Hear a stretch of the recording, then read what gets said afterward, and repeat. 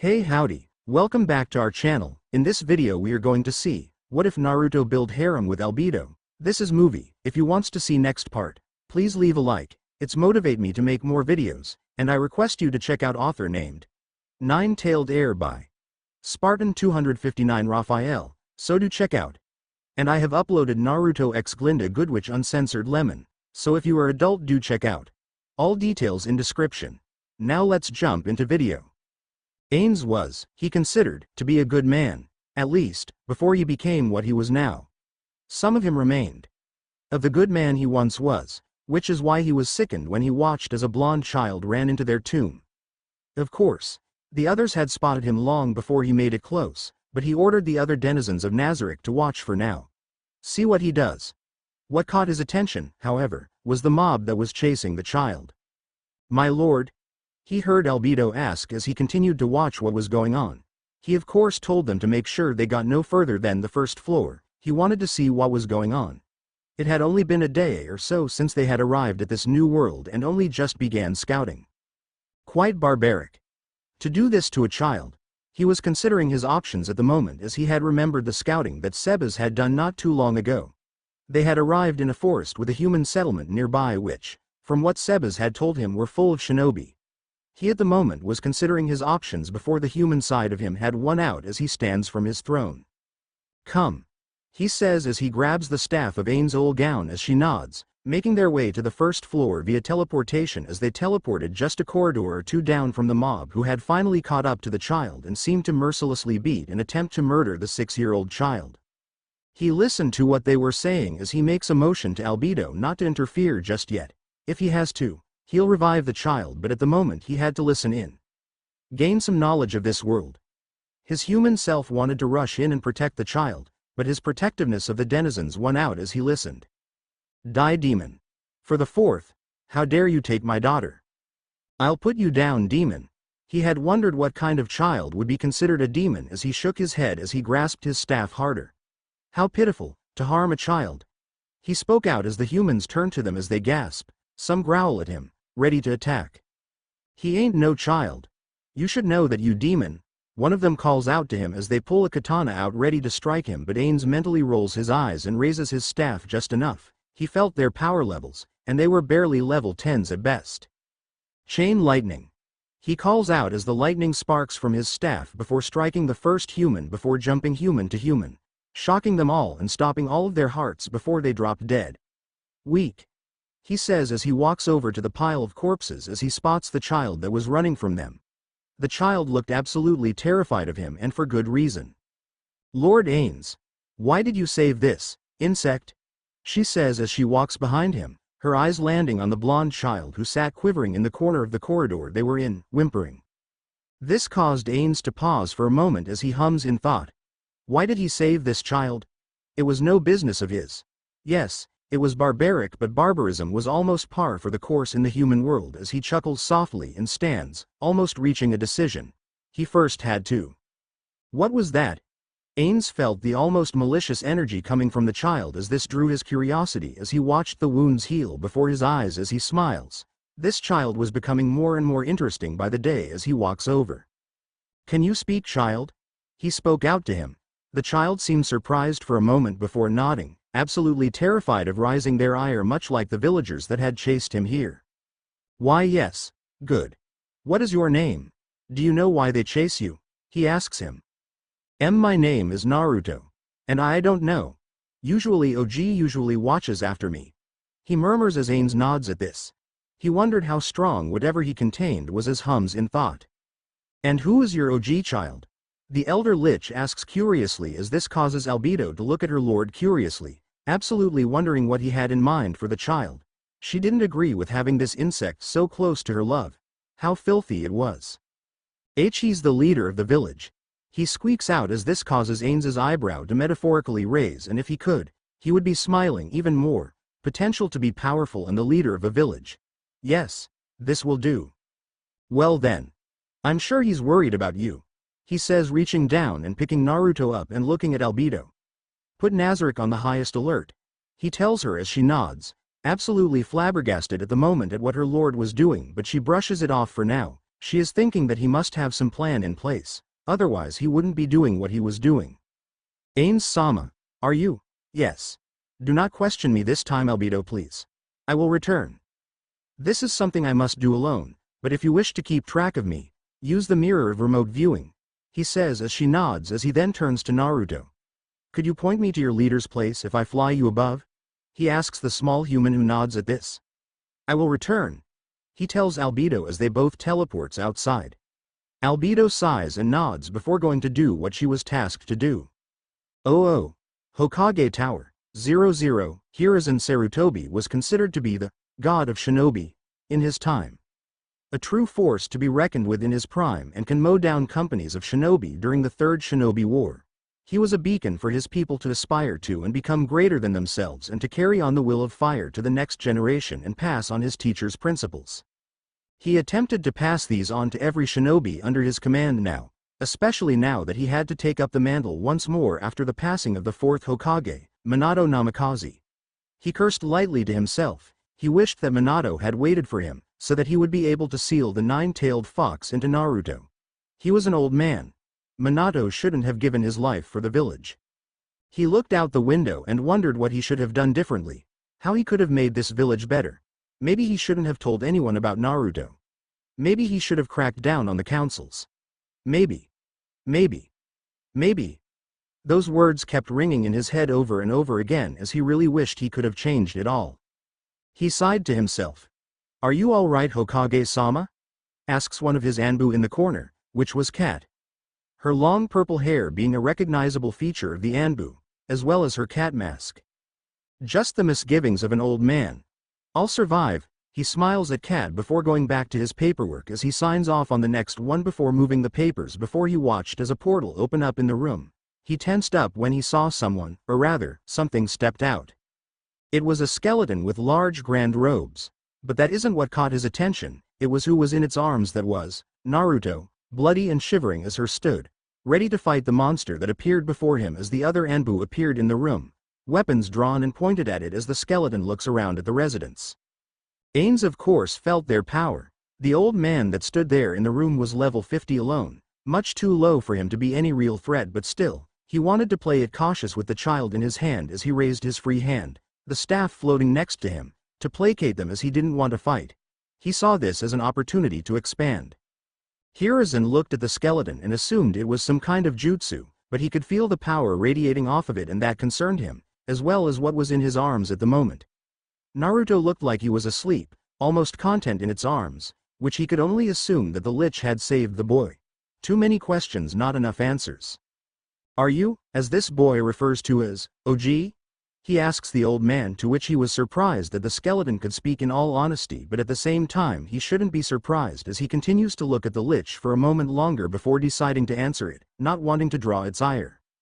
I am. My name is Hiruzen Sarutobi, the leader of this village. And who might you be? Hiruzen was currently sweating from the massive amount of power that it was radiating, so he made no moves just yet, though he'd be damn sure to give it the old good try to get Naruto away from that thing.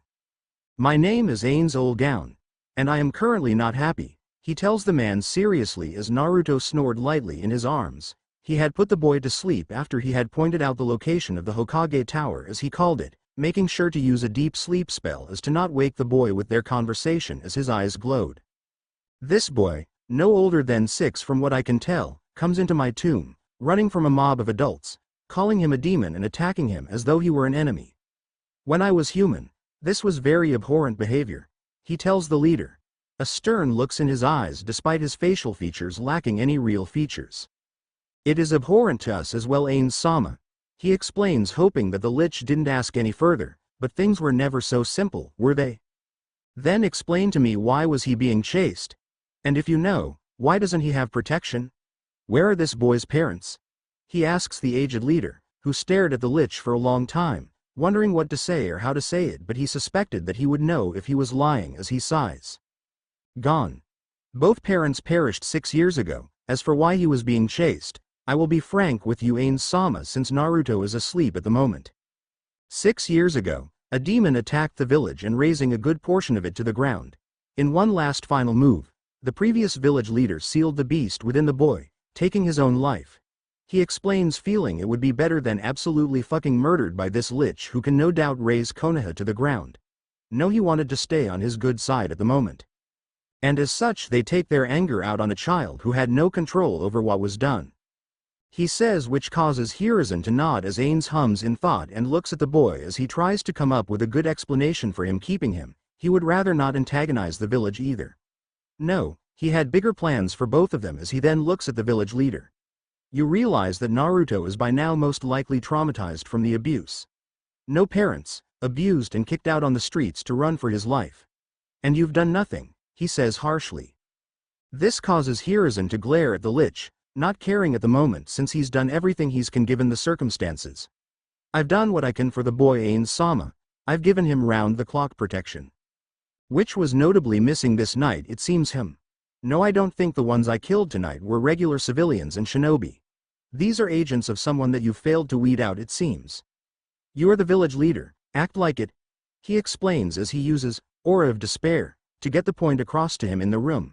This also causes the Anbu to collapse to their knees, gasping for breath as Hiruzen was shaking, holding onto the table as though it were a lifeline. It's not that simple, Ains-sama, Hiruzen began as he was currently trying to keep from his heart from giving out at the moment as he licks his dry lips. He at the moment was absolutely terrified of the monster in the room, and for good reason it seems, and this was causing all of them to shake from the sheer oppressiveness from the aura. Then you are a weak and incompetent leader. No, I have made a decision. I am taking the boy with me, and should he wish it, he will return when your soldiers are set to graduate from their academy, which is when S16. Hiruzen calls out as he kept panting, the breath shaky. Eventually Ains cut the aura, to which Hiruzen took a deep breath as he was trying to pull air into his lungs, almost as though he were an infant taking his first breath of his life, as he looks at the lich who stood in front of him. I have no right to ask of this, but if he does wish to return, tell him I will tell him of his parentage. I would have told him by now, however I cannot disrespect the wishes of the dead Lord Ains. I hope you understand. They asked me not to tell him until he was of sufficient power or of age. Hiruzen practically begs, knowing he can't do a damn thing to stop the lich from taking the boy, and decides to at least offer the carrot on the stick method, to which of course Ains saw right through but decided to play along with at the moment as he knew this would bring Naruto right back as he nods at this. Very well. 10 years, Hiruzen Sarutobi. Get your village together by that time or Naruto will no doubt not stay in the village that abused him. He sees you as a grandfather. Perhaps you should make sure that fear is not misplaced him, Ains said as he opens the gate behind him and walks back into it. Hiruzen watches as the portal disappears as he sighs and runs a hand through his hair as he contemplated what to do at that moment. He wanted Naruto back, not just for the village but for himself, as he wanted to watch his surrogate grandson take the world by storm as a Konoha shinobi, to leave his mark on the world like his parents did, as he steeled himself and nods. You four go rest and recover. Send a new batch of Anbu. We have a lot of work to do. Oh. Great Tomb of Nazarick, 00. Ains steps through the portal, Naruto still in hand, and out into the office room where Albedo was waiting, along with Demiurge and Sebas. At the center was the mirror of remote viewing. They had watched and listened to the entirety of the conversation with the Hokage and were currently thinking about what their leader had planned at the moment. My lord, Demiurge began as he watches Ains lay down Naruto on the available couch, the mirror disappearing so they could focus on their master in front of them. I'm sure you heard what I had told the leader. I will explain my intentions in a few moments, he says as he looks over to Sebas. Sebas, can you find clothes for this child? Get him dressed and cleaned. The spell I put him under should keep him asleep through the entire process. If anything happens, contact me immediately. Do not wait. If anyone asks, he is a guest and is to be treated as the same respect as myself. Understood? He says as Sebas nods and gives a bow. Understood. By your word, my lord, he says, walking over and picking up Naruto and heading out the door. Ains mentally sighs as he had a seat at the desk as the other two stand and make their way over to stand in front of the desk. As I said, I will explain what I have in mind for the boy, and I will be upfront about all of it. As you both know, I am a lich.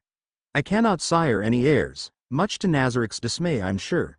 He says as Albedo was about to say something, but he raised his hand to stop her from speaking as he looks at her. Albedo. I am being realistic here. Regardless. That boy has something within him. A demon. But that is not why I am to make him my heir, should he accept. I have to speak with him, he explains.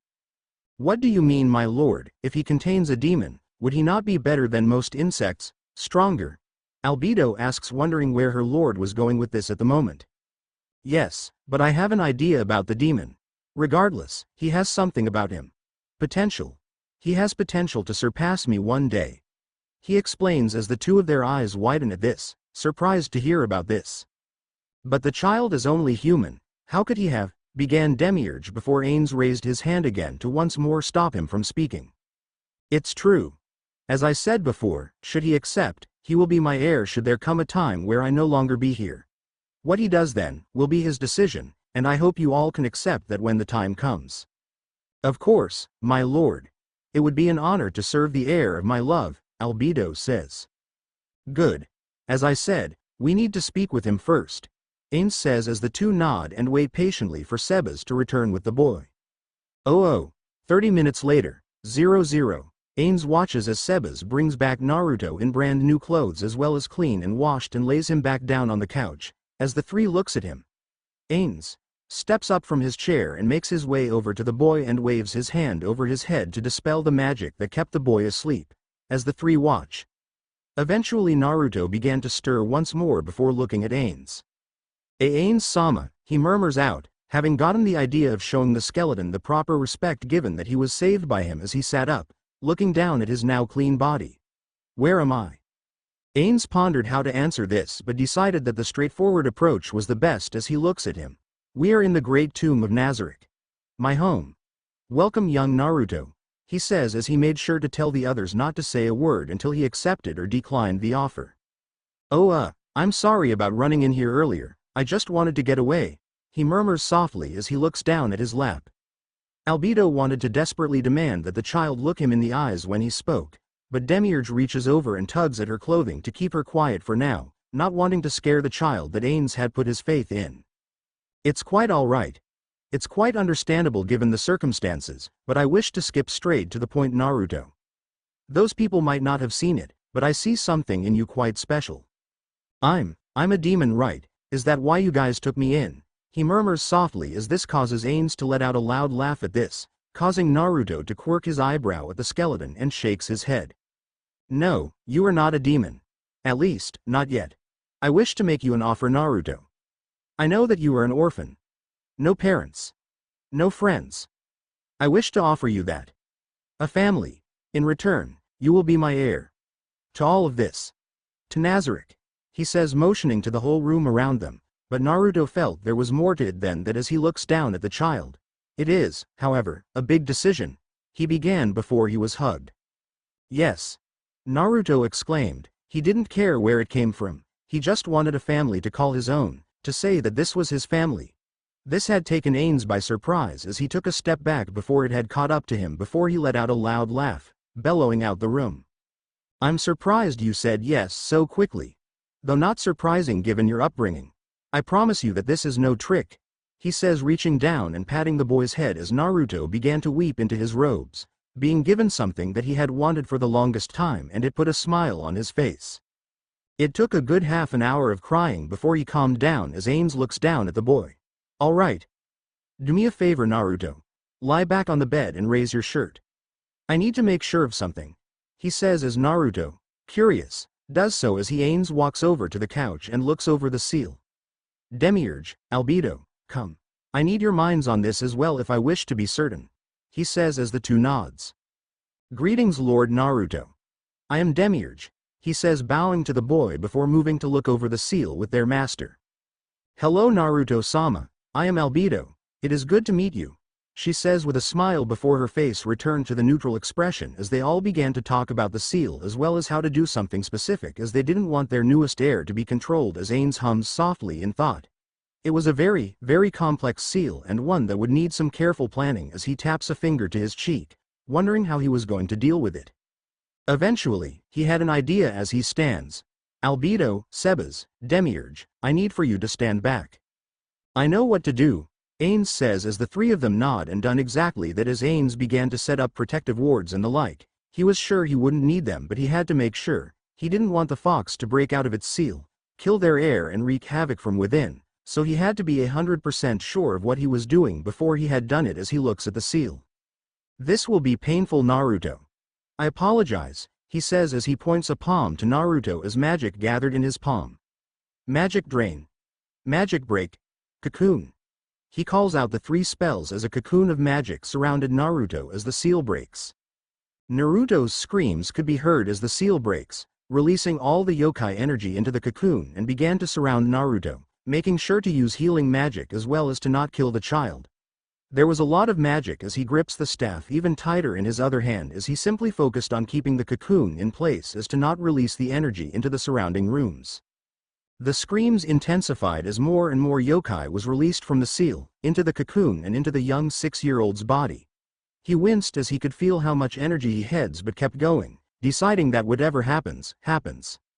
Eventually, and thankfully, the yokai finished pouring from the seal and into the boy's body as he had finally released the spells. He panting lightly as he watched as the new Naruto came into view. This time he had 2 orange fox ears on his head, and on his body was 9 luscious flowing orange tails. Power radiating off him much more than before as Ains looks over the boy, smiling if he could as he watches as the boy's chest moves up and down in shallow breaths. It seems to have worked, which is expected of a supreme being such as yourself, Ains-sama, Demiurge says as he walks over to the now unconscious Naruto and looks him over. He was much more than a simple human now. He was now another supreme being. One whom they would look to for guidance. Of course, my love did it, Albedo says with a smile as Ains, satisfied, looks at Sebas. Tell everyone to gather in the throne room in an hour, Sebas. I believe we have an announcement to make, he says as Sebas bowed and made his way out of the room once more. Oh, Konohagakure, 00, Hiruzen Sarutobi was not usually an angry man. He liked to pride himself in his patience, but at the moment, that patience wore thin at the moment as he watches as the civilian and shinobi councils filed in, some demanding questions as to why they were pulled in so abruptly. He of course ignored them as he hums to himself. The only solace he was having was the thoughts of his own head. Some of the shinobi and a few of the civilians were nursing headaches. Once everyone has arrived, he knocked on the table a few times to get everyone's attention as he wanted to get the meeting over with for the night. Once it was settled down, Hiruzen looked satisfied. Good, you all made it. We have important matters to discuss regarding one Naruto Uzumaki. As expected, a few of the civilians began to shout while the others looked indifferent. There were 4 factions so to speak in Konoha, those that revered Naruto as a hero, which mainly consisted of the shinobi, those who were indifferent, which were half of the civilians, those who would have him exiled or executed, the other half, and those that would have him turned into a weapon, which were the advisors. Danzo was the most prominent of. I still don't understand why you don't hand him over to me, Hiruzen. Speaking of. Danzo spoke to him about Tiz, to which Hiruzen growled lightly under his throat. He knew what Danzo was doing honestly. He was riling up the ones that hated Naruto into action, which they otherwise would have simply shunned the boy. He wasn't stupid. This was a shinobi village after all, but he had no evidence to after him at this time. Because his is a child, Danzo, and I will not have an emotionally detached child simply because he did not have a choice at his birth. No, I have come to give an update on where he was. A new, shall we say, benefactor has agreed to take him with him. Quiet. He roared when the civilians and the elders began to shout at him, but this quieting them down. Let me speak. He will return in 10 years, to which he will be given the shinobi exam if he so chooses. This is not up for debate. He is a man even I am not sure I can best. Regardless, he gave me this warning. If things do not improve for the boy, he will leave, seeing no point in a village that resents him in some way, shape or form. Not that I can blame him, he explains. And are you sure we can trust this man? Asked Heishi, who had his fingers interlaced in front of him, to which Hiruzen shakes his head. I'm not sure. Not that I could stop him. I am simply warning you all now. If we lose Uzumaki-kun, it will be on your heads. And he will no doubt be much stronger than anyone here if what I felt was true. So, think on that. Dismissed, he says as he stands and walks out, leaving them to their thoughts. He'll continue to beat the point home until it sticks. 10 years have passed. 10 years since the day that Naruto had been brought in as the heir of Nazarick. He had been an excellent student, learning everything that they had taught him like a sponge. Ains had wanted to make sure he was up to the task should something ever happen to him. And it seemed his intuition would be correct as he sighed to himself in thought. Ains-sama? Albedo asks him as she heard him sigh, something he hardly ever does as they both watched Naruto train with Ora and Mare. He was a quick learner. Ains looked on in pride, like a father would do to their child. It's quite sobering if he was honest. He was given all this power when he came to this world, for what reasons he didn't know, but he didn't work for any of it aside from in-game. But here, Naruto Uzumaki worked for every drop of power. He drove himself until he was almost broken, get healed and do it all over again. When he was merged with the beast, all he had was power, but no skill behind it, so they refined it into what they saw now. A diamond of an heir. Naruto had grown a lot in the last 10 years. His former blonde hair had turned into a nice crimson red, which he kept tied into a ponytail, his shining blue eyes gleaming with determination. His fangs very visible with each smile he gave. Unlike Ains, who was a spellcaster, Naruto wore light armor, leather, which was enchanted to be able to match the highest tier light armors. Over the armor he wore an orange haori with black flames licking the bottom, and on the back was written, "The Great Tomb of Nazarick." His black combat boots dug into the floor with each step and fingerless gloves held each weapon firmly. He wondered what they would say if they found out he was dying. Yes. The great Ain's old gown was dying. He had underestimated the beast when he had merged Naruto and it together and managed to take too much of its potent yokai into his body unknowingly. Not a lot, but enough, which cracked the sphere in his body, slowly leaking his power, and soon, within the day he suspected, he would be but a memory to everyone. He chuckles lightly to himself. He wouldn't be able to watch him graduate. Life was a cruel mistress at times. No signs of his friends.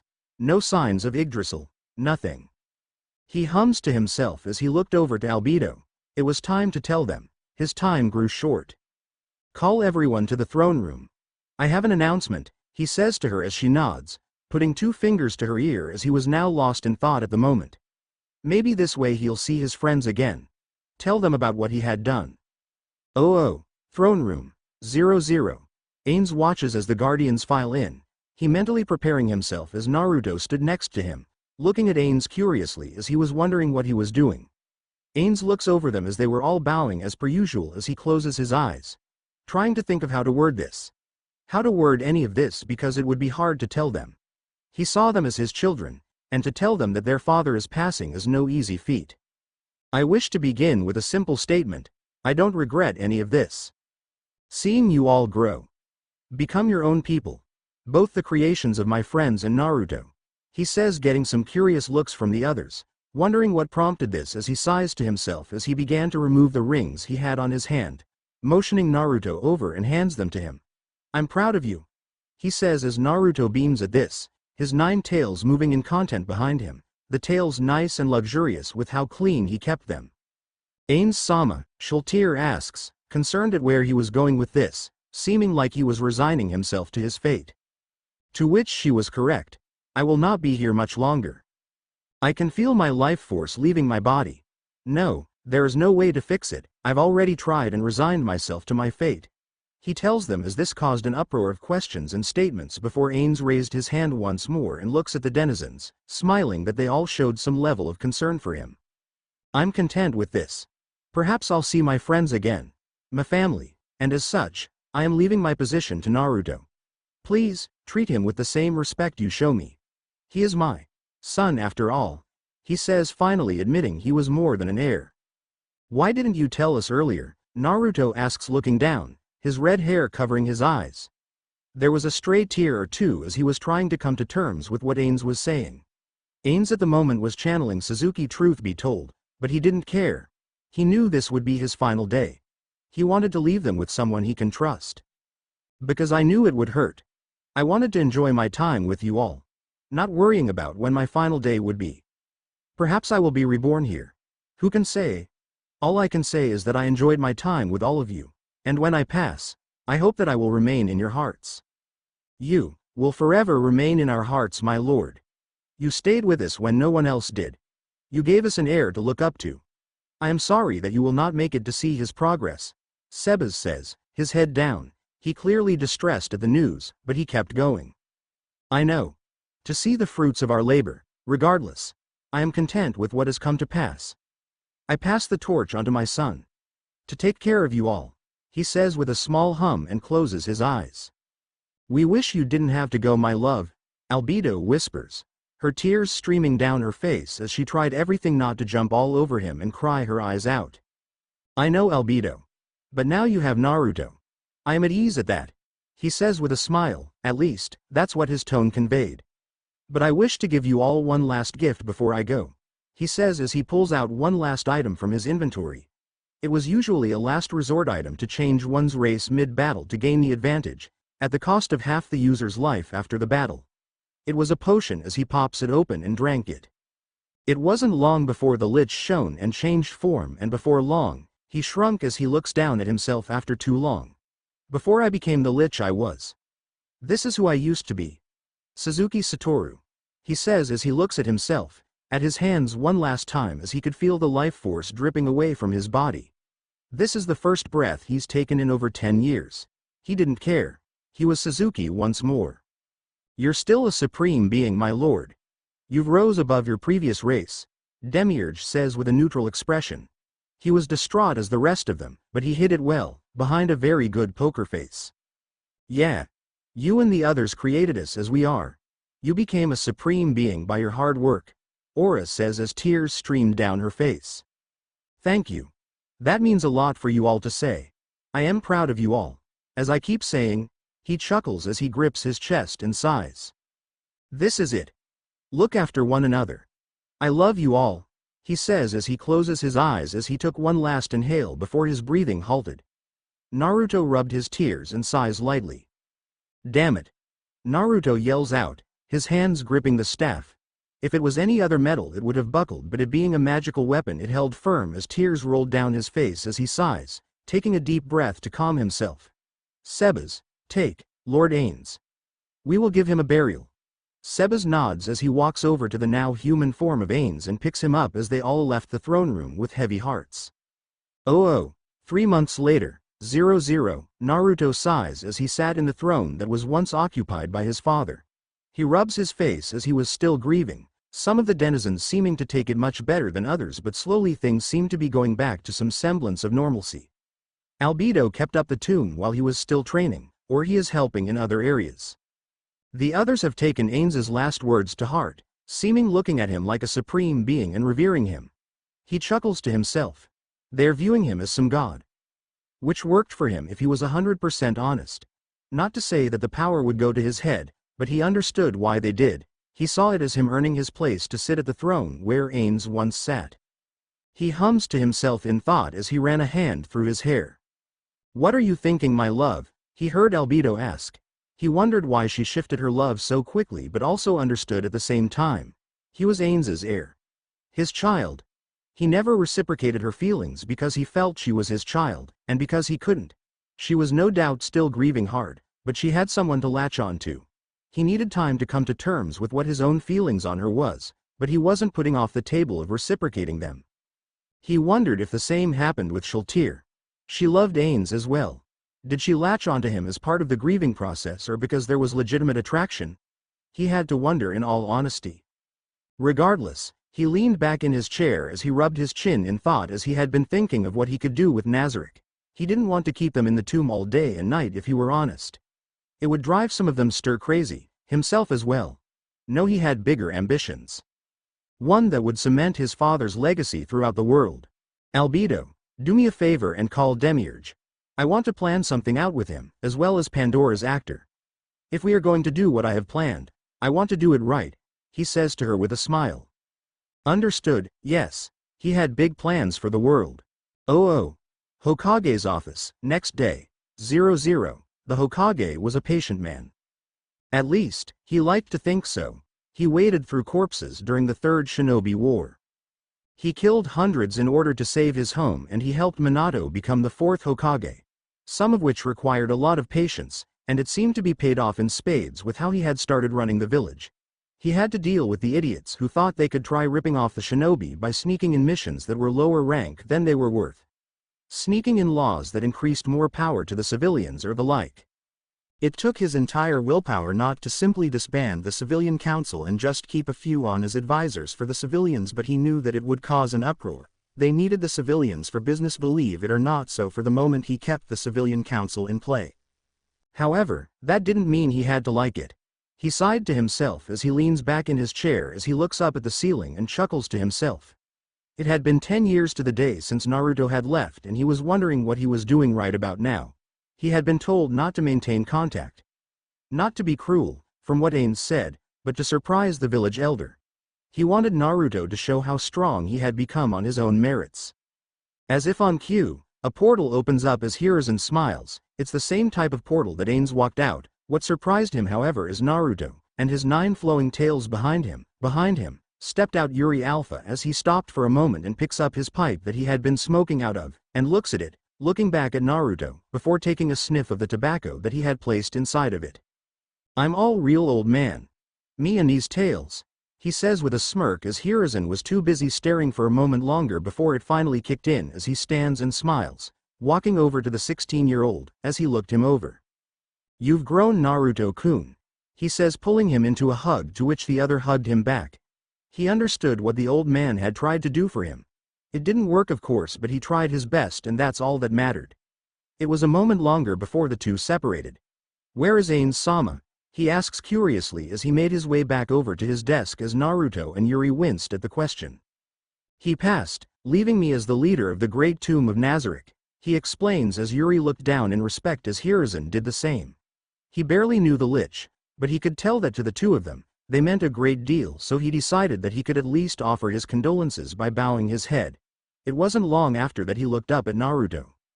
"What will you do now, my boy?" he asks as he takes another puff of his pipe and leans back, wondering what to do about them.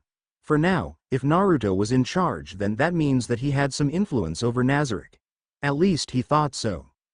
"I'll go take the exam, much like I promised 10 years ago, and become a shinobi of the village. See if this village is deserving of my protection," he says as Hiruzen nods, sighing lightly as he knew he'd have to deal with the shinobi council.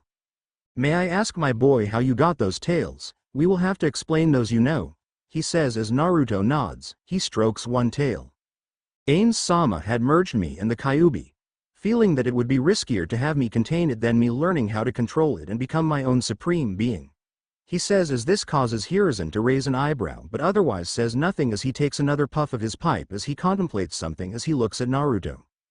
"All right. When you pass the genin exams today, Naruto-kun, I will tell you something that you are entitled to know. Though it will be at the council meeting, as we both know they are going to demand what happened to you, how you got those tails and everything, and some may try and attack you," he explains as Naruto nods. "Respectfully, Hokage-sama, they will have to get through me first if they wish to harm Naruto-sama," she says, stepping forward and pushes her glasses up as Hiruzen nods at this as he smiles back at the boy. "For what it's worth, Naruto-kun, it's nice to have you back. It's up to you, however, if you wish to stay, but I hope you do," he says as he grabs a piece of paper and began to write on it, stamping it with the Hokage seal as he then hands it to Naruto.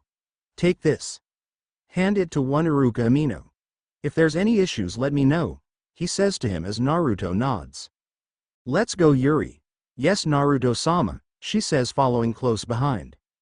Oh, Shinobi Academy, 10 minutes later. Oh.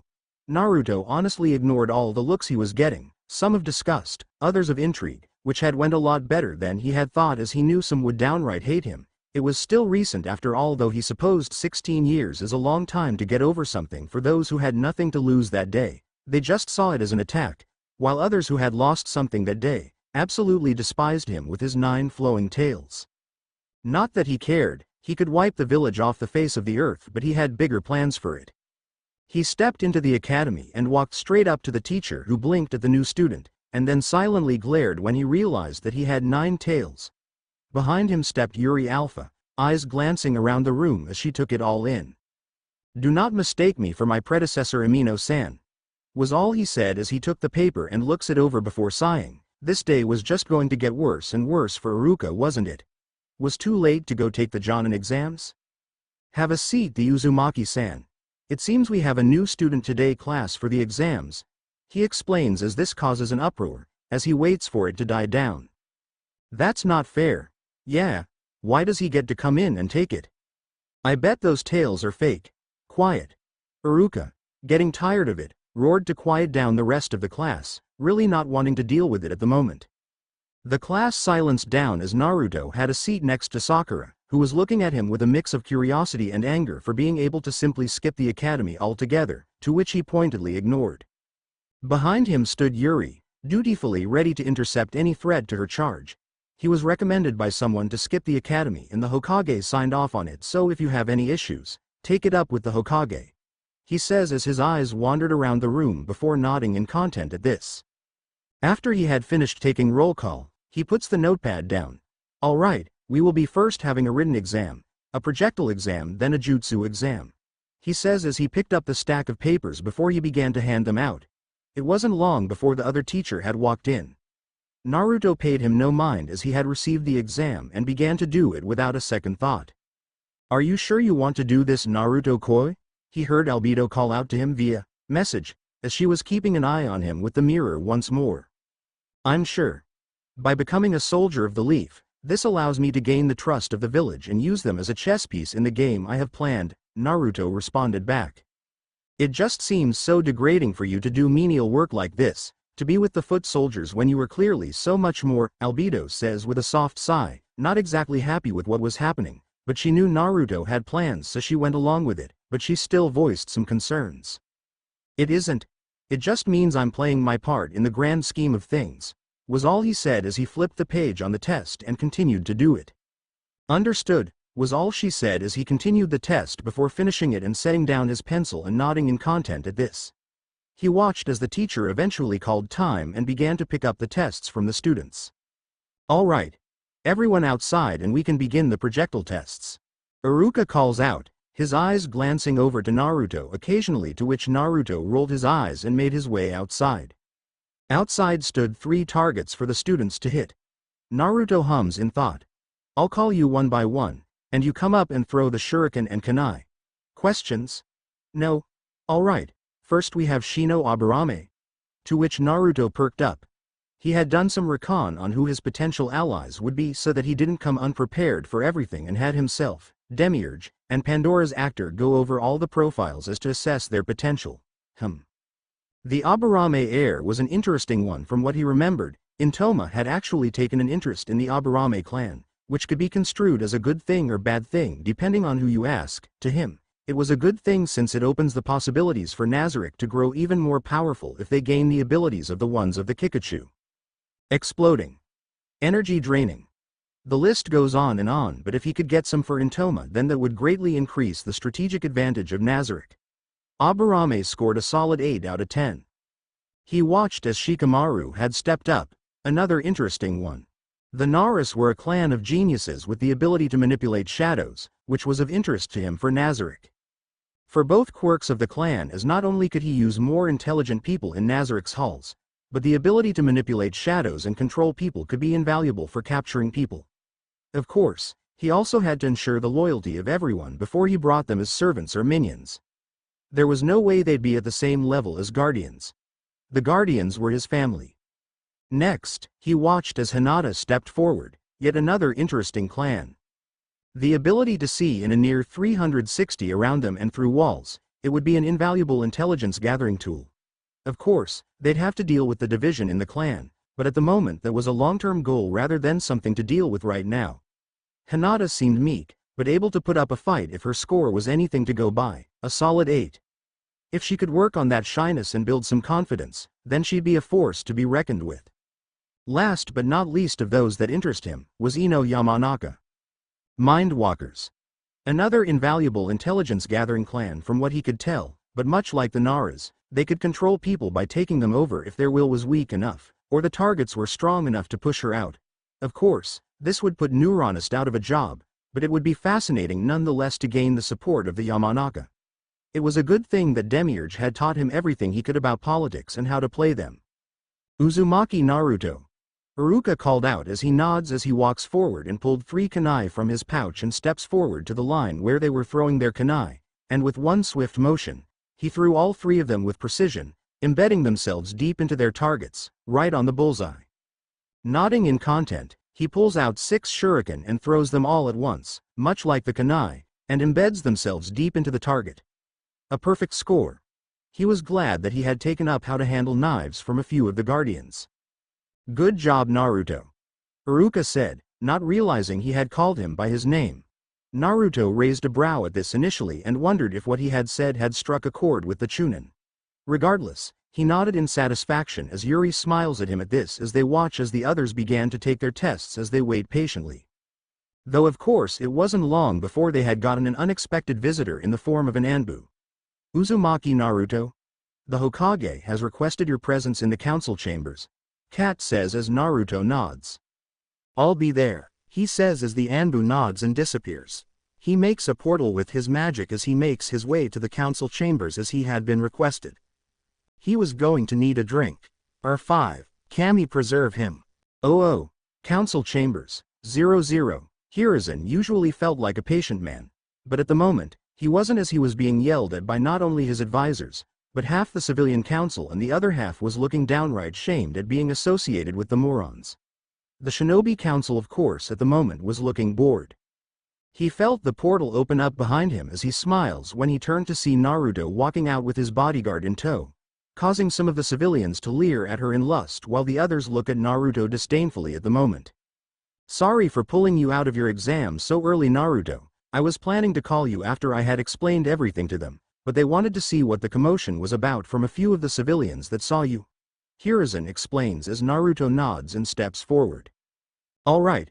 Let me get this out the way now since I know you were all going to ask or go apeshit or shit like that, and I don't want you yelling at me for it. No, I am not the Kyuubi. I was merged with his energy and his consciousness remains, but otherwise, this power is all me and all mine. I am able to wipe out the village if I wanted to. I could have my subordinates raze it to the ground. This is not a threat. This is me stating how powerful we are, he says as this causes a few people to stop as they were about to start yelling at him. What do you mean that the consciousness remains? Are you suggesting the old Kyuubi was intelligent? Sume asks as she was currently leaning back and kicking her feet up off the table. He is, however, he's now no more powerful than a regular fox. He resides within Nazarick is all I will divulge, Naruto says with an almost bored expression as he puts his hands on his hips as Yuri looked dutiful as she looked around as her eyes landed on Danzo. Her sixth sense was going crazy about him, but otherwise she did nothing. She didn't want to jeopardize the plan that he had come up with, though if ordered she would gladly kill him. Something about him rubbed her the wrong way. Perhaps you can hand him to us to gain some closure to those who had lost their loved ones? Heishi asks as he looked at the two of them. He had used his eyes on the two and was forced to turn it off due to how much energy they were putting off. Can't do that either, unfortunately, as he is currently with one of my subordinates. This causes Yuri to snort lightly. CZ Delta had seeming taken a liking to him and would often hold him when she wasn't on duty. Regardless, this isn't why I brought him here. Naruto, I have something to give you. They're from your parents. One Minato Namikaze and Kushina Uzumaki. He says as he pulls two small scrolls before handing them over to Naruto, who was surprised. This caused a gasp to some of the council while others stared in disbelief. I call a vote to invoke the CRA on Uzumaki Naruto. Danzo stands. Naruto watched as the entire council lost their absolute minds at this proclamation. Naruto was by no means stupid. He knew why he did this. He knew he was up to something and that he wanted more power. He however wouldn't play along with this as he gives the scrolls to Yuri, who rooked them in her left hand as she kept an eye on Danzo. Absolutely not. Naruto said as he kept both of his shining blue eyes on the man, to which calmed the others down when he finally spoke. He flares his killing intent to the others to forcefully calm down the rest who wanted to say something. Danzo however glared at him. It is for the good of the village. Bring back the Uzumaki and Namikaze clans in one fell swoop. Why would you not go along with this, Uzumaki? Danzo says, standing as Yuri steps closer to Naruto, ready to defend him as she glares back in return. Who was this man to question a supreme being? She was normally a good person, but this man pushed that to its absolute limit at the moment as she clenched her fists. Because I'm not stupid, Danzo. Say you're right and I bring back the two clans here, who would stop them from being kidnapped. Or harmed. I wasn't. I was harmed on a near-daily basis when I was a child. No, if I am to have children, it will be under the protection of the halls of Nazarick, where those I trust the most will care for them. There is no way in hell am I letting my children live here. I came back as a shinobi as a sort of favor to my grandfather and now my parents. Otherwise, I would leave the village without a second thought.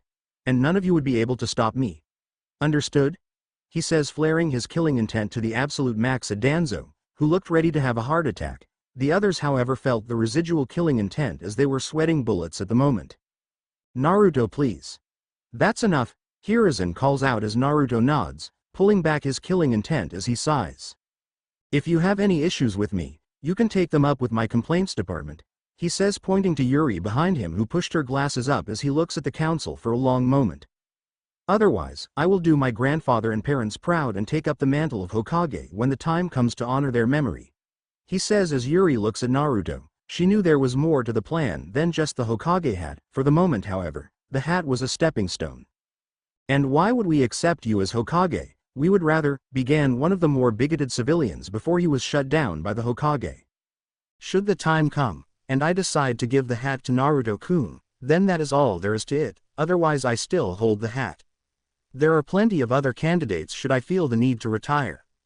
Hiruzen says, shutting them all down, glaring specifically at Danzo, as Hiruzen had made a mental note to write a will before too long, not wanting to take any chances with someone like him. The daimyo would never accept him, Homura spouted out. Not if me and the other advisors have anything to say about it. Naruto, looking bored, and looks at Yuri. They die first then, he said as Yuri looks at her master. Would you like me to execute them now then? She asks, ready to do it as this causes the two advisors to pale. I would rather you not, my dear, they still have their uses. Though I'm currently struggling to find them at the moment. Hiruzen says as Naruto nods in affirmation at this, as for her not to absolutely the advisors. Regardless of where this conversation has gone, I am not enacting the CRA for Naruto-kun. He wishes to focus on his shinobi career, and that is what I will give him. Should he find someone nice to settle down and bear him children, it will be up to him where they shall be raised. If you have any issues, then please, by all means, take it up with Naruto's complaint department, he says, going along with Naruto's joke earlier as Yuri looked at them with what could be assumed was a kind smile, but they knew better. It was a challenge to them to actually try something. If that is all, I consider this matter dismissed, Naruto says as he creates a portal, making a note to read the letters that his parents had left him. The council was about to demand he come back, but by then he had already stepped through the portal and closed it behind him. I warned you all, as I will say. If he turns against us, I will haunt you all. Oh, Academy, 00. Naruto stepped out of the portal once more and rubs his neck. He had teleported back to Nazarick to leave Yuri as he had a different job for her this time, and behind him stepped out Aura and Mare Bellafiora, the Dark Elf twins. There was a few stares to Mare as this causes Aura to snicker as she walks over and puts a hand on his shoulder. Don't worry about them, Mare, just focus on our job of protecting Naruto-sama. All right, she says as this causes the boy to clutch his staff harder and nod at this, as Naruto made his way back to the group.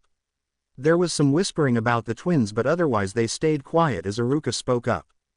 Ah, you're back. Welcome back, Iruka says with a small bow before debating on what to say. Naruto, if you can stay after class, I would like to speak with you, he says as Naruto nods at this, confident that the twins could protect him if need be. Not to say he couldn't handle himself if the time came, but he felt a bit easier knowing that. Anyway, on to the final portion of the exam, the jutsu. Exceptions have been made should the need arise, but for the most part I'm confident most of you will pass, Iruka says with a small smile. Eventually he and Mizuki made their ways back to the other room and began to call the students to the back to test them as Naruto had a seat and waited his turn. So, who are they, Naruto? They're not here for the exams, I take it, Shikamaru says, walking up to him as the two looked at him, though they didn't do anything due to him not making any sudden movements just yet. They're my bodyguards. Don't be fooled by their appearances. I've seen them fight, and what they do to people isn't a pretty sight. He complimented as the two blushes at being complimented by a supreme being, but otherwise stayed vigilant. They look a bit young, Kiba says, leering at Mare, which causes Aura to snicker lightly since she knew why he was looking at her. Yeah, well, who asked you, huh? Aura says, putting her hands on her hips and stood in front of her brother. Kiba raises his hands, not wanting to start a fight at the moment as he knew his ass would be kicked either by Naruto or the twins themselves, as he had an intuition that the three of them shouldn't be messed with if he was 100% honest. Itachi Uchiha graduated early, so did Kakashi Hitaki. Do not mistake their age for inexperience, was all he had to say as the others nod. They still look weak, Sasuke says with a small shrug at the moment, his hands interlaced as he waited his turn, though his eyes looked over at the three. This causes Aura to growl lightly but stopped when she felt Naruto's hand grab her shoulder to prevent her from attacking him. Before he patted it a few times, she blushed lightly at the contact but nodded in affirmation at the silent orders, "Don't attack him." Though if she were honest, she didn't like it. "Don't worry about them, Uchiha-san. Worry about your test," he says, which causes Sasuke to hum in affirmation before going silent and waited. Naruto didn't honestly know what to make of the Uchiha.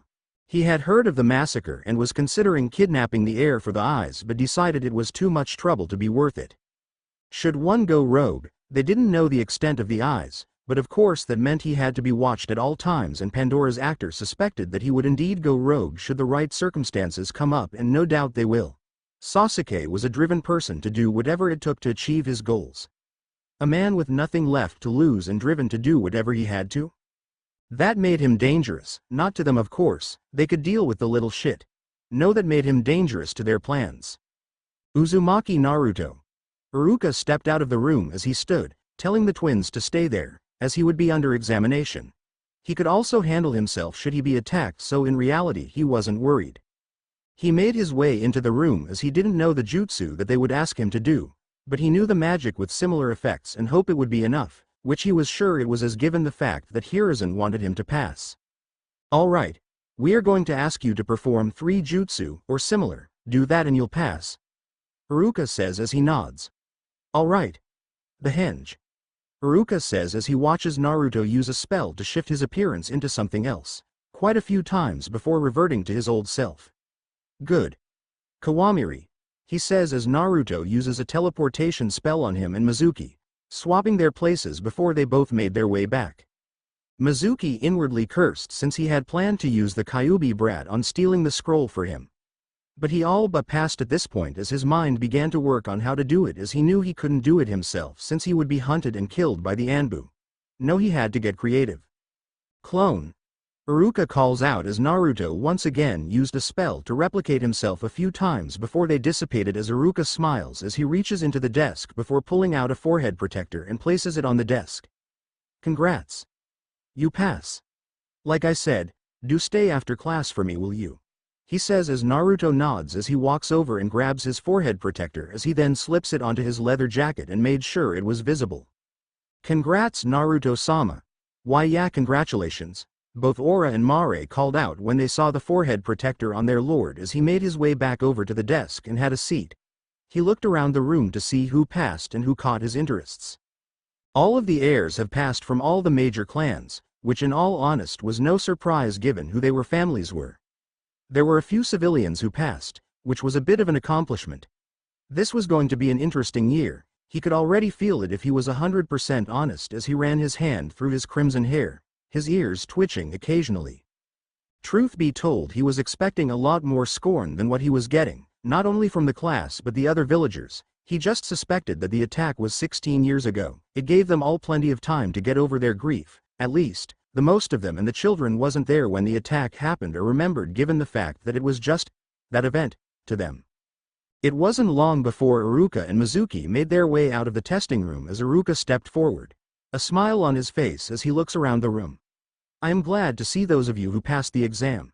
To see you all grow from small children to fully realized shinobi, and I'm proud to be called your sensei. The will of fire burns bright in all of you, and I hope to see what becomes of you all in the following years as comrades in arms." He smiles at the class as he looks around the room. "Come back tomorrow morning, 8 a.m. sharp, for your team placements." Mizuki calls out as the students nod and began to file out, Mizuki leaving not long after, as the only ones who stayed behind were Naruto, Aura and Mare and Iruka. Iruka sighs as he rubbed his hands together in nervousness before stepping forward. He was a man of character. Aura and Mare were looking at the human in indifference, to be honest, as he wondered what he had to say to the supreme being that sat there. "Naruto-san.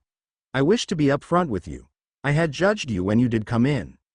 I had put you with your predecessor because of your tales, and you're right, I shouldn't have judged you. For that I wish to apologize. I had lost my parents 16 years ago and had watched it defeated. Truth be told, I did have a lingering resentment for you when I had learned of who you are. But watching you today, talking with the others, I had come to realize that you're no monster. A monster would be attacking and killing everyone who had wronged you. For the way we treated you, and it's not right, he says, bowing to him. Naruto listened to what he had to say, and truth be told, he was very surprised given the fact. He had fully expected to be resented and even scorned by some of the villagers, some shinobi included, but this man had an introspection and deemed himself in the wrong and owned up to it. Naruto smiled and stood and makes his way over to Iruka and puts a hand on his shoulder. Don't worry about it then. We just met each other today, but you still felt the need to apologize for your actions, so that tells me what kind of man you are. I'm glad to see there are still good people in this village, he says, patting his shoulder a few times. Iruka listened to what he said and smiled in return as he rubs his neck at this. Oh, well then, if you'd like, how about I treat you to some ramen? You and them. It's the least I can do, he said as Naruto looks back at the twins, who shrugged at this, not really sure what to make of it. If it was Albedo or Nabe, they would deny it, since they would be sure that the food they have would be poisoned or the like. Alright. Come on then, Naruto says. Oh, Ichiraku's ramen stand, 00. Hey Tucci, I brought someone new customers today, Iruka says as he steps into the small ramen stand. Iruka had been coming here for years, as the owners were quite friendly. If he were 100% honest, he enjoyed their company. Said owner steps out from the back. Hey Iruka, nice to see you brought some new friends, he says as his gaze looks over the three newcomers into the stand. Naruto was prepared to be thrown out into the street, but was surprised when his smile became wider at this. Come on in then, my boy, I'll make sure to get you some nice food. Sit down and I'll see what I can do to get you guys some good food, he says as he moves to grab his tools when he heard some of the other patrons speak out. You're gonna actually serve this demon? Yeah, he should be left out to starve, not given food. You lost my business, some of the patrons said. Well, I already have your money, and he is a paying customer who can enjoy food like everyone else. If you have any issues with it, he says, grabbing a chef's knife and slams it down in the counter, embedding it into it. You can get the hell out and not come back, Chuki says as he looks as some stood and walked out of the restaurant as Naruto bowed his head appreciatively at this. It seems more and more good people were in this village than he had initially thought, and it gave him a little bit of hope. Now that we got that spot of dirty business out of the way, what can I get for you guys? He says with a smile. After placing their orders, he came back with their food as Ora and Mare began to chow down on the food with a gusto as Naruto chuckles to himself as Iruka too began to eat before he pauses and looks at Naruto. You know Naruto, I've been meaning to ask how did, he began before he heard a commotion outside the stand. One eventually peeks in and looks at Iruka. Iruka, Mizuki has stolen the Forbidden Scroll and the Hokage is calling on all active shinobi to hunt down and secure the scroll. One of the Jonin says as this causes Iruka to stand. Mizuki? Really? Come on Naruto. Right, he says, pulling out some money and putting it on the counter before he, Ora and Mare stood and rushed out of the stand. Naruto was quite surprised by this fact as he cursed, but then, this would also be a good time to secure his standing in the village as he smiles at this. Ora, Mare, see if you can find him, I want to find him before anyone else. He says to them as they nod in confirmation at this and began to search the village as Naruto jumped to the ceilings and looked around. Naruto hums in thought as he wondered exactly how he was going to play this. He had to be careful not to scare people either, as he wanted to win the hearts and minds of the village for his plan, so he couldn't just execute Mizuki in front of everyone either, as his mind was going 100 miles an hour as he continued to search for Mizuki. He doubted that Sarutobi would let him have Mizuki, so for the moment he simply decided to bring him back in cuffs, in view of everyone, as he ran a hand through his hair, and it wasn't long before Ora sent him a message. Naruto-sama, we found him. He's headed due west. Ora calls out as she was following him. Don't let him escape. I'm on my way, he says to them before he rushed over to the west as he wanted to get this over with. Forest. 00. Naruto appeared in the forest with a rush of speed as he came to a stop on one of the branches. He had rushed over as fast as he possibly could as he knew the sooner he had this fucker the sooner he could get rewarded. He stopped when he saw Aura and Mare surrounding him.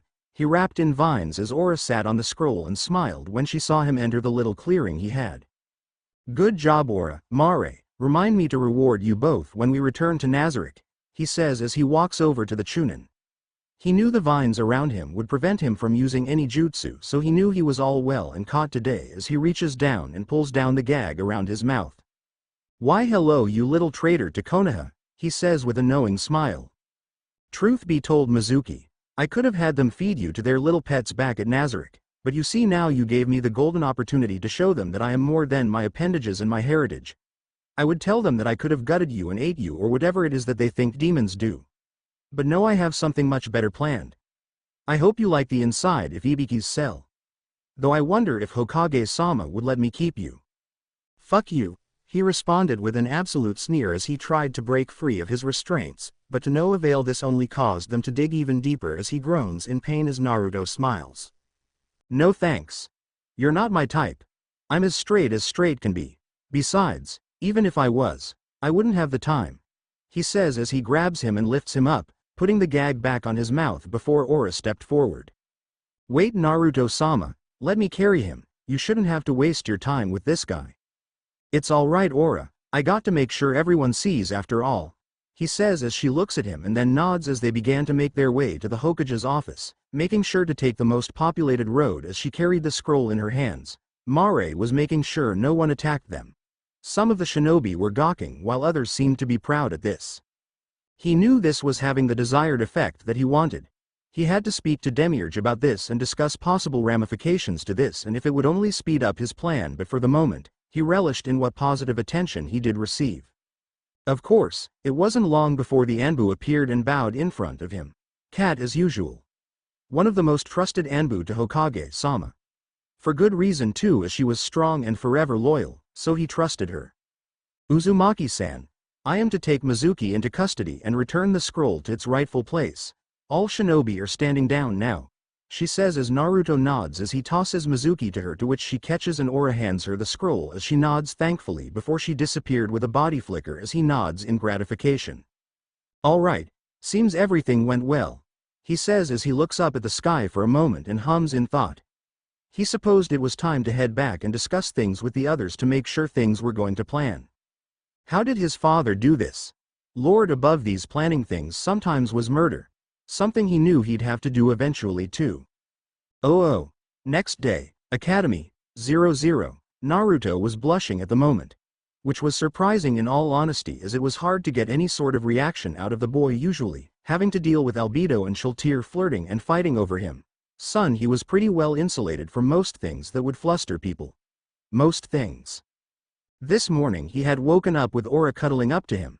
Not that he was complaining in all honesty. She was a beautiful woman, and having grown a little bit more since when she was the little girl that he had met her as, she had admitted to him that she cared for him like Albedo did. But much like Albedo, he told her that he had to come to terms with his feelings before he reciprocated anything. Of course, this caused a little spat between Albedo, Shultir and her, which he didn't mind. It kept things lively, as long as it didn't get physical. He didn't interfere but simply watched on with amusement. At the moment he sat at the academy as he was slowly turning back to normal with his blush as he coughs into it as he smiles. He wondered what team the old man had put him on, though if he were honest, he didn't really need a team, so we'll have to see how that works. Behind him today stood Sebas as his guard for the day. He hadn't seen Haruka since last night, though he suspected he knew of what happened. Word usually travels quick in villages like these, so it wouldn't be really surprising. Where's the cute girl that you came with yesterday, Naruto? Kiba asked with a bit of a lecherous grin. He really didn't have much to worry about with Kiba. He was one of those harmless flirts that liked to look and maybe date, but he had the feeling he wouldn't exactly force himself on someone. He had 2 women waiting at home who beat that out of his head, he's sure. It's just more surprising he came out as such a pervert. At home. She had duties to perform today, so I brought Sebas today. Trust me. He's one hell of a butler, he says with a smirk. Kiba was about to respond when he watches the door open up as Haruka steps in and looks around, a clipboard in hand as he moves to the front of the class. Alright, settle down. I have the team lists right here. Now please be quiet, You may all ask me questions after I read the lists. He calls out as he clears his throat as Naruto sat up a little further at this. He was sure the others were listening as well so they could take all this into account. First team is, Team 7 is Sasuke Uchiha, Sakura Haruno and Sai Shimura. Your sensei is Kakashi Hitaki, he calls out. A front-line team from what he understood. Genjutsu from Sakura with Sai, Kakashi and Sasuke being heavy hitters, though he suspected that there would be a ridiculously hard team cohesion from the feeling he had. Sasuke was a loner, which was unsurprising. Sakura was a fangirl, would rather focus on her diet rather than train, and Sai, from what he had seen and heard, was one of Danzo's lackeys, so it would not be a good team. Team 8 is Hinata Hyuga, Kiba Inuzuka and Shino Aburame. A tracking team, something he would be weary of being at the receiving end of should he ever decide to go rogue. Hinata's eyes could scout in a set location anywhere around here, while they had Kiba and Shino for tracking in the more traditional methods, while the mistress of Genjutsu from what he heard isn't a frontline fighter like some of the other sensei, rather capturing her opponents in an illusion and simply slitting their throats or using her limited jutsu to finish them off. Team 10 is Ino Yamanaka, Shikamaru Nara and Choji Akamichi, a capture and interrogation team. One that was modeled after the former trio of the previous generation, and one that worked well, though he questioned if it would do as well as the others. For now, however, he had to take them at face value and determine how they would play into his plans, and if he played his cards right, everything can go well. He would have a strategist in the Nara, and a good poison maker in the Yamanka. He was sure Neuronist would enjoy some of the poisons that he'll send her over. Last but not least, Uzumaki Naruto as Tatsubeku Genin, he says as Naruto looks at Iruka owlishly. He was back up? Naruto sighs as he rubbed the back of his head and looked at the door of the Hokage's office. He didn't want to make a scene and ruin the slowly gained reputation he was getting. Behind him stood Sebas as he watched his young master deliberate before Naruto said fuck it and stepped to the door and opens it with a small hum. Hokage-sama, I wanted to discuss my position with you, he says in a serious tone as this causes the old man to look up. He was honestly expecting the visit from the young man if he was 100% honest. Hiruzen sighs as he sets down his pencil and nods as he motions for him to come, into which Naruto nods thankfully as he steps in and closes the door behind him. Sebas of course closer behind as he kept close to his master. Well, I wanted to discuss what it means to be Tatsubeku Genin. I didn't know there was such a rank, much less that I qualified for it, Naruto says, stepping forward as Hiruzen hums and nods at this, and he considers how to exactly to explain this. Tatsubeku Genin are usually much stronger and ready for the Chunin exams by the time they graduate, but are not certain enough to become Jonin. So, this is a compromise.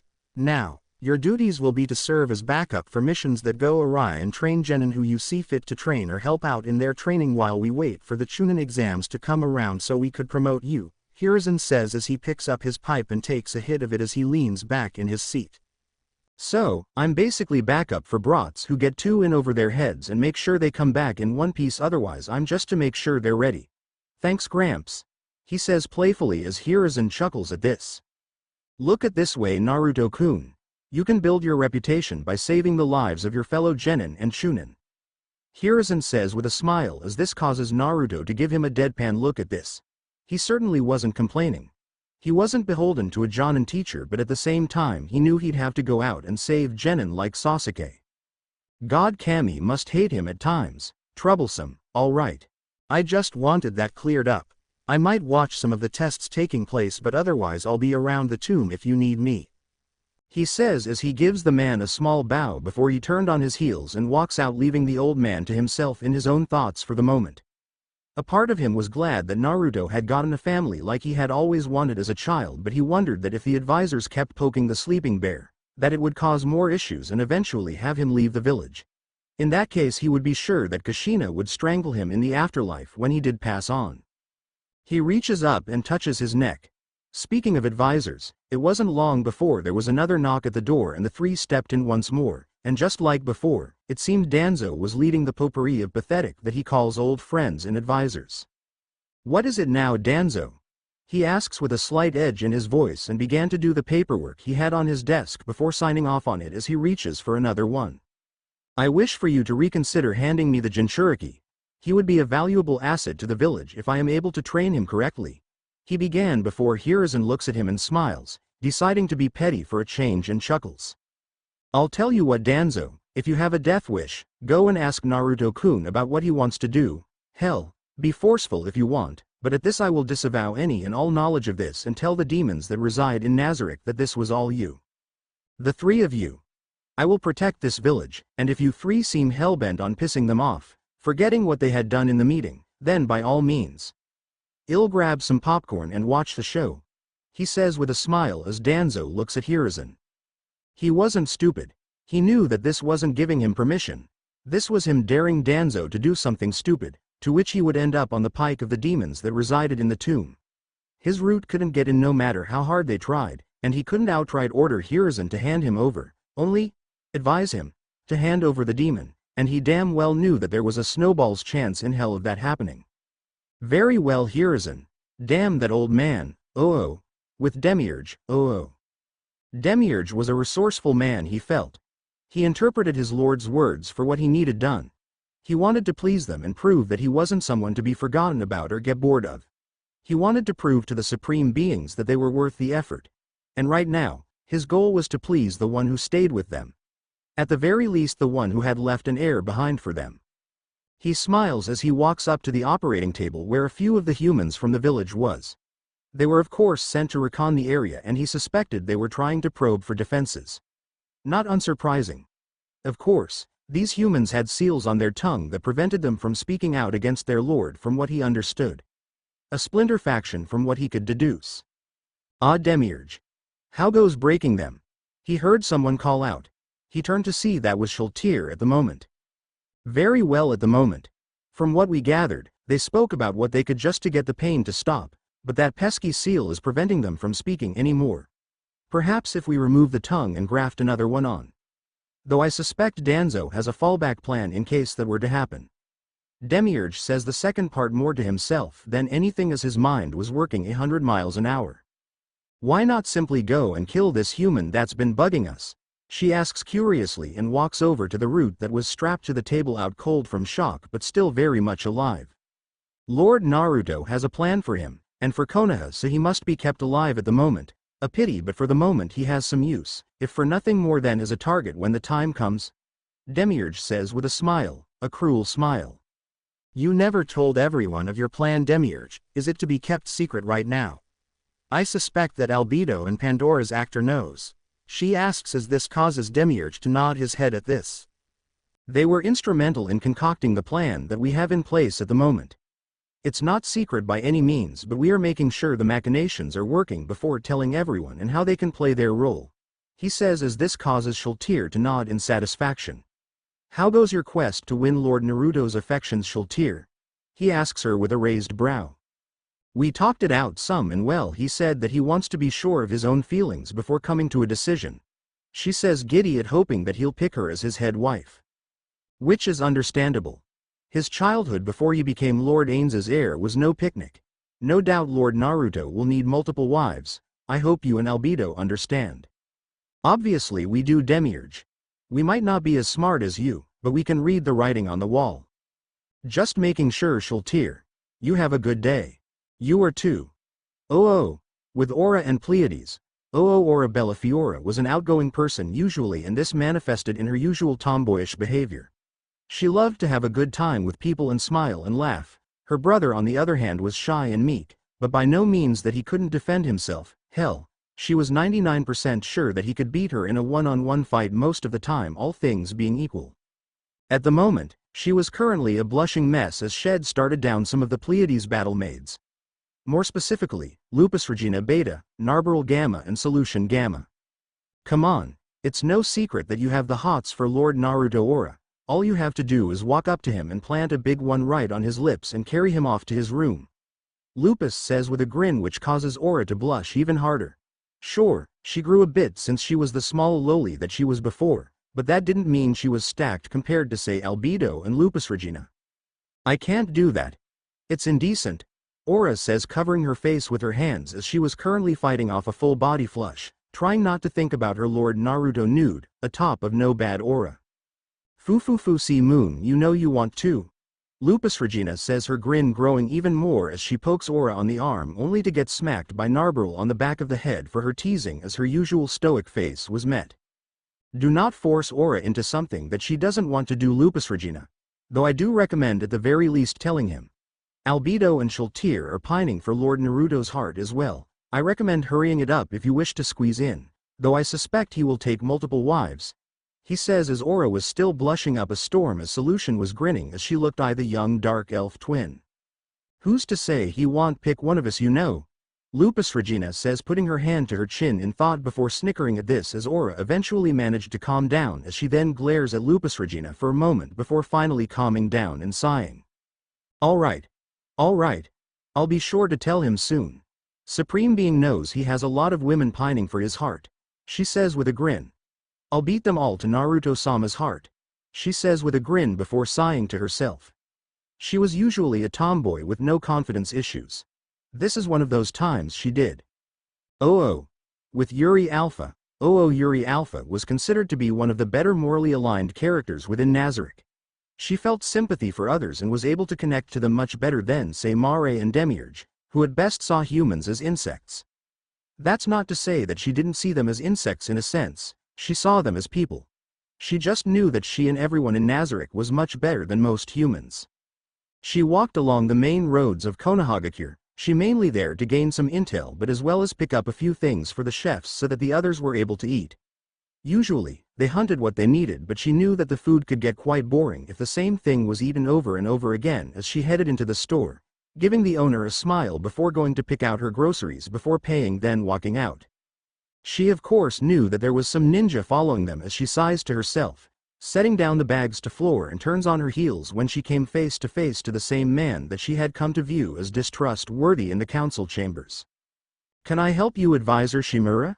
Her eyes never left the one-eyed mummy of a man as she was aware of this man being needed in Lord Naruto's plans, but that didn't mean she couldn't kill the others that guarded him if they attacked her. I wish to speak to you about an offer, if I may. I would like to offer you a position in my route, Miss Alpha, he says to her as he walks up to her, cane in hand, as she rose an eyebrow at this. And what are you offering, Advisor? She asks curiously as she crosses her arms over her bust, her eyes not leaving the guards or him. Power. Connections, he says to her as she internally rolls her eyes and pushes her glasses up as she really wished she could end this man's life.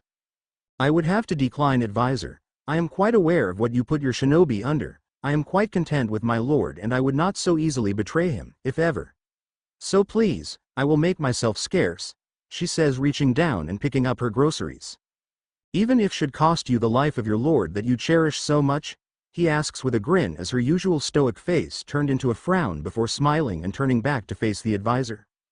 If I were anyone else, Advisor Danzo, I would take greater offense to that than I have and promptly gutted you in the street. However, at the moment, I have things to do and food to cook for my master. So, you can certainly try, but greater men have tried and failed, she says, remembering the 1500-player invasion of Nazarick. She turns on her heels and leaves. With CZ Delta. CZ Delta was usually an emotionless robot at the best of times and murderous robot at the worst of times. Right now, she was currently walking around with a certain fox in her hands, small and fluffy with 9 tails. This was the great, or rather, former great Kurama, the former Kyuubi no Kitsune. And at the moment, he was being crushed in the arms of CZ Delta. On his forehead was a small little sticker. Though she would eventually loosen her grip as she was trying to learn not to crush things in her grasp, though it was hard at times. Oh, you have Kurama today? Mare asks with a smile, holding his staff in hand as she turns to face the small mage and nods. Seemed lonely, thought I'd walk him around the tomb. Keep him company, she says as Mare nods at this.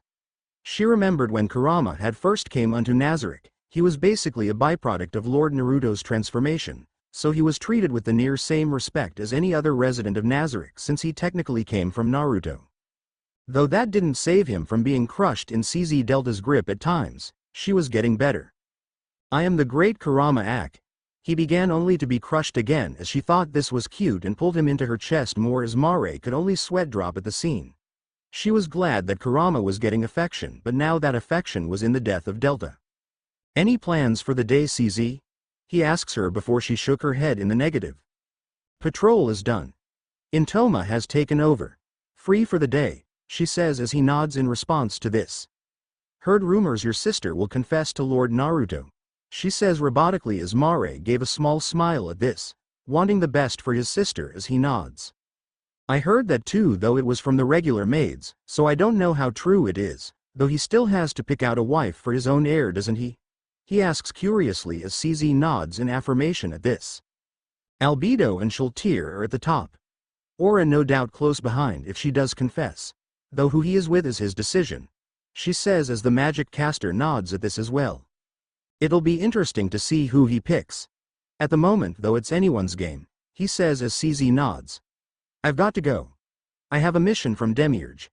Wish me luck, he says as she nods at this, which is her version of wishing the boy luck as he teleports out of there to do what he needed to do. Kurama at the moment recovered, now in a softer grip as he decided to just be quiet as it would be a lot easier. With Naruto a few days later. He awoke with a soft groan as he rubbed his head. He had been doing a lot of thinking about his own feelings and wondering about what to do. He loved them all, he was pretty sure, and they would no doubt be okay with sharing him, but at the moment he had to come to terms with that, which was easier said than done at times as he ran his left hand through his hair before he then felt something on his right hand and jumped when he saw a very nude, save for her underwear, and very good-looking Albedo cuddled up to his arms as he wanted to jump out of her hands and ask why, but decided to be level-headed about this. Albedo, wake up, he says to her as she groans lightly, and her eyes fluttered open as she roused from her sleep as her eyes met with Naruto's. Lord Naruto, did you sleep well? She asks as she sat up, not bothering to hide her modesty as the blanket fell. He is looking away at the moment as to give her a sense of decency at the moment. I slept fine, Albedo. What are you doing in my bed though? He asks her as she looks at him. I thought you would enjoy waking up next to me so you can take advantage and ravish me to your heart's content and give me an heir, she says with a giddy little grin as he sighs to himself as he looks at her for a moment as he ran his hand through his hair. Albedo, you do know I care for you. I dare to say I love you, but I'm worried that this is still the grief talking, Albedo. That the only reason you and Shaltir love me is because I am a remnant of Ains. I don't want this to be a fake love as all MMPH. He was surprised when Albedo took his cheek into her hands and pulled him into a very deep and extremely passionate kiss. He eventually went slack into her hands before he started to kiss her back. He really hoped this was her admitting to him that this was not the grief talking. The two continued their make-out session for a while longer before she pulled away and smiles. It is not, my beloved. Ains will always have a place in my heart. But I think he would be happy that I found love elsewhere, you too. You were a son to him after all, she says as he looks at her for a moment longer before he pushed himself to her for another kiss, his hands reaching out and taking her hands and pinning them above her as he moved atop of her, their tongues intertwining as he moaned. MMMMMPH, she moaned into the kiss, taking this as an acceptance of her feelings as she went slack under her lord's grip.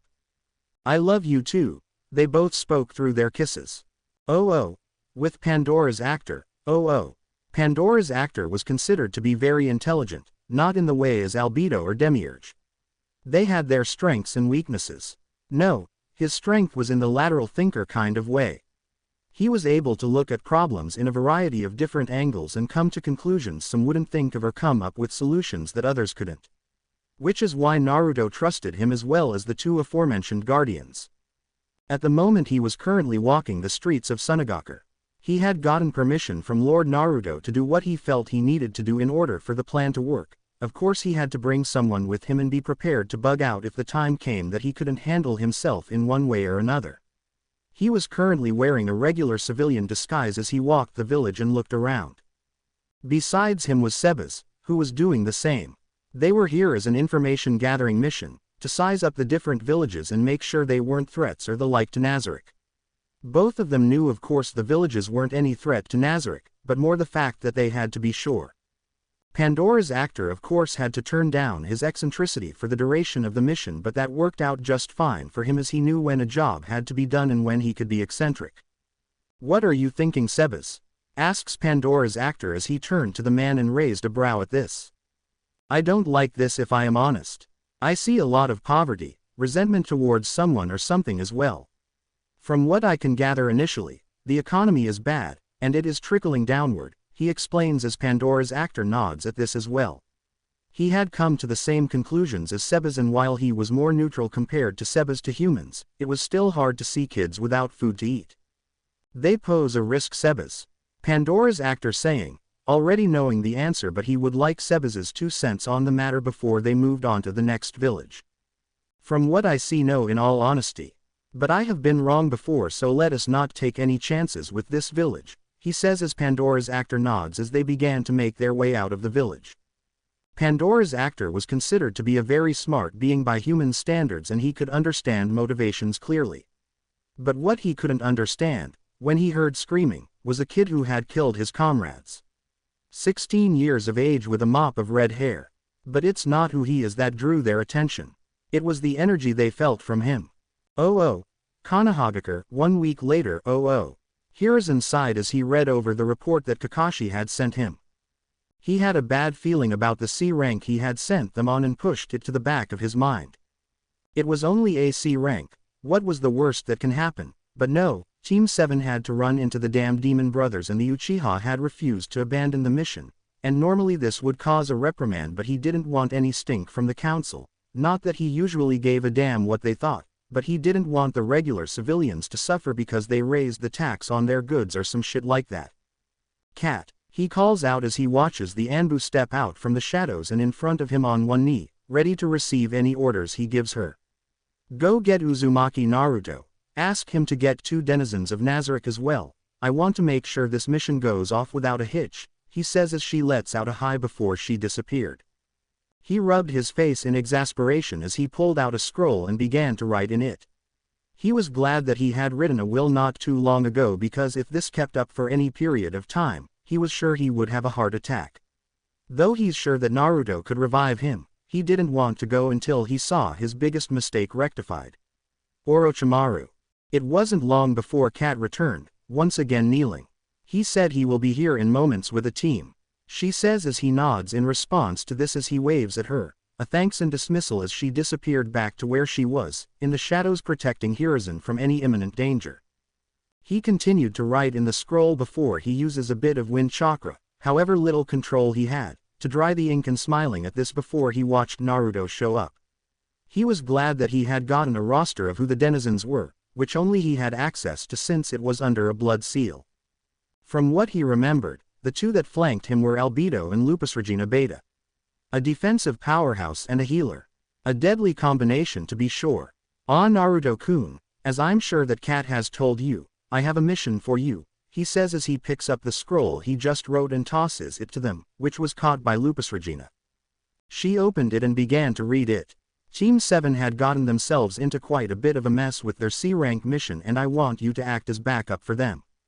Do whatever it is you have to complete the mission. I'm sure you 3 can handle it alone, but this will look good to the other villages that our genin can handle a C-turned-to-rank mission if what my gut is telling me is true, he says as Naruto grins at this. So this just isn't an ego booster for Team 7 then, this a publicity stunt to the other villages. Sneaky old man, very sneaky, he says with a laugh. This scroll says that we are to work alongside the Jonin to complete the mission. Does that mean he can order us around?